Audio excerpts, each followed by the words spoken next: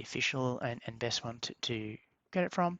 Now, if we click on OBS Studio project.com, you can see there's a couple of different options. For the purposes of this demo, I'm going to be doing the Windows version. However, if you do have a Mac OS or Linux machine, there are also packages there. Simply clicking on the Windows package, as you can see, it'll download. It's not a large file, and it should download in under a minute or so. Once that's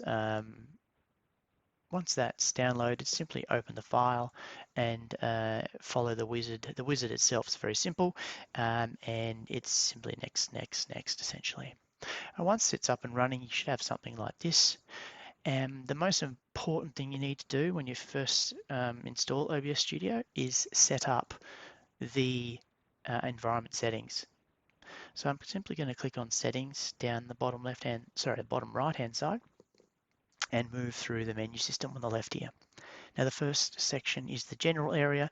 Most of this is fairly fine to leave.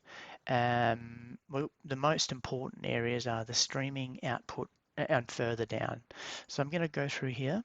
The first section is a service. Now this is the streaming specifically. There are two modes with OBS. There's streaming and recording. Recording is simply performing a recording of a screen or something like we're doing right now and saving it to your computer. The other option is streaming live to a third-party service such as YouTube and others that are available here.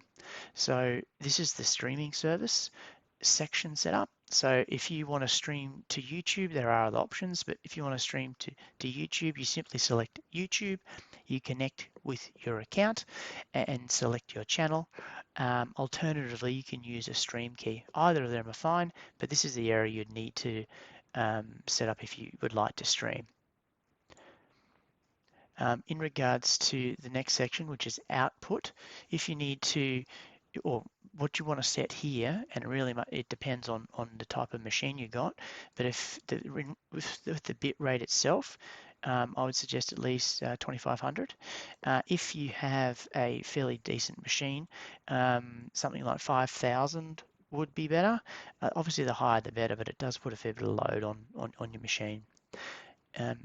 With regards to the encoder, now this is a really important one. A lot of people don't necessarily understand it. Essentially, when you're selecting your encoder here, software means that the computer will perform the encoding itself and leverage the central processing unit, or the CPU, commonly referred to, but it can put a significant amount of load on your machine, and depending on what you're doing, especially if you're playing games and other things, that might not be desirable. The other option, which I would certainly advocate, is it says hardware. What that means is that's referring to your GPU or your graphics processing unit. That's probably a better option. Reduces the workload on your CPU and makes your GPU work a lot better. You get a better quality recording or streaming, depending on what you're doing. But again, it's very much dependent on the type of setup that you've got and the type of hardware you have.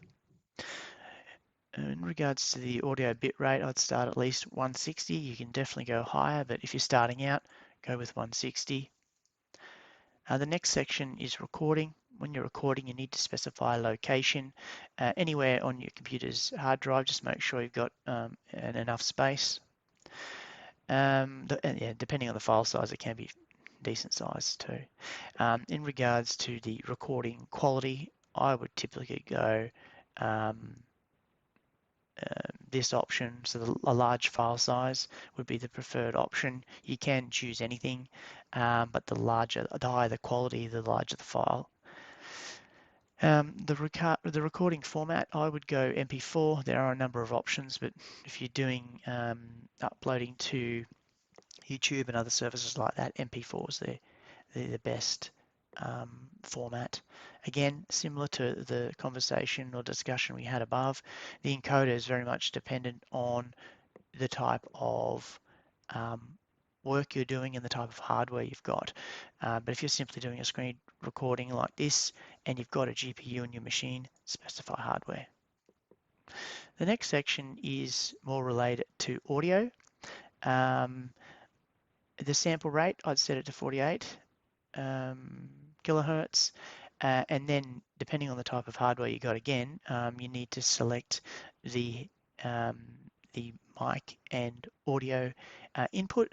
Here you can see I've got a couple of options. I've got onboard and another video device, but for the purposes of this one, I'm going to specify the Jabra headset as the mic and audio. The rest of it, it's fairly fine to leave. The next section is video. Now this is pretty important. I would suggest that for all your recording and streaming, I would go at least 1080p. You can see there the 1080.